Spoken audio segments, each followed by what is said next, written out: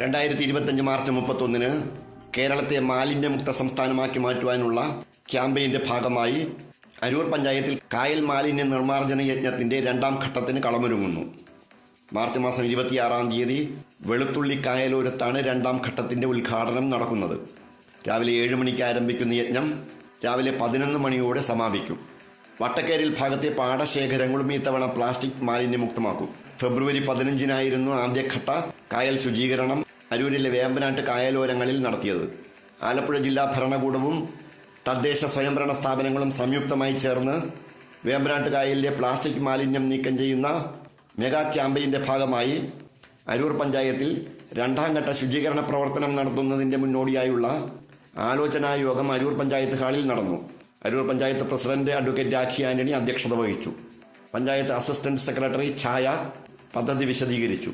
പഞ്ചായത്ത് അംഗങ്ങളായ Seerath Shihabuddin, E V Thilakan, M P Biju, B K Udayakumar, A Alex, health ഇൻസ്പെക്ടർമാരായ സഞ്ജു, റെജിമ വേലി, 327-ാം നമ്പർ ഉൾനാടൻ മത്സ്യത്തൊഴിലാളി സഹകരണ സംഘം പ്രസിഡന്റ് അശോകൻ, മത്സ്യത്തൊഴിലാളി സംഘടനാ ഭാരവാഹി അജയ്, ഹരിതകർമ്മ സേനാംഗങ്ങൾ എന്നിവർ യോഗത്തിൽ പങ്കെടുത്തു. ഫെബ്രുവരി 15-ന് സംഘടിപ്പിച്ചതുപോലെ മത്സ്യത്തൊഴിലാളികളെയും കക്കവാരൽ തൊഴിലെടുക്കുന്നവരെയും എല്ലാ സർക്കാർ സംവിധാനങ്ങളെയും ഉപയോഗപ്പെടുത്തിയാണ് ശുചീകരണ യജ്ഞം നടത്തുന്നത്. ഇവിടുത്തെ മാലിന്യ പ്രശ്നം തീരുന്നില്ല, മാലിന്യം എന്നുള്ള വിപത്ത് ഇവിടെ തീരുന്നില്ല എന്ന് നമുക്കറിയാം. അപ്പൊ അന്ന് നമ്മളൊരു നിർദ്ദേശം മുമ്പോട്ട് വെച്ചിരുന്നു.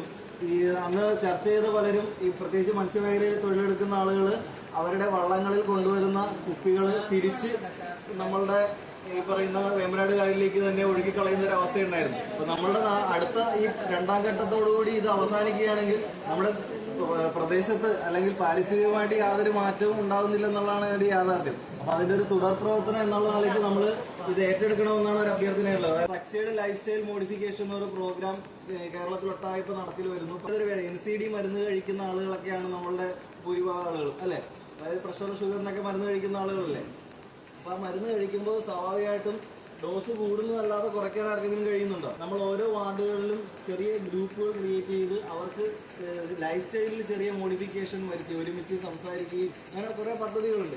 അങ്ങനെ അതിന്റെ ഭാഗമായിട്ട് നിലവിൽ കഴിച്ചുകൊണ്ടിരിക്കുന്ന NCD മെഡിസിനുകൾ കുറയ്ക്കാനും അതുമായിട്ട് ബന്ധപ്പെട്ട ചെറിയ ഗവേഷണമായിട്ട് ബന്ധപ്പെട്ട പരിപാടികൾ ജില്ലാതലത്തിൽ ഉൾപ്പെടെ നമ്മൾ നടത്തി തുടങ്ങിയാണ്.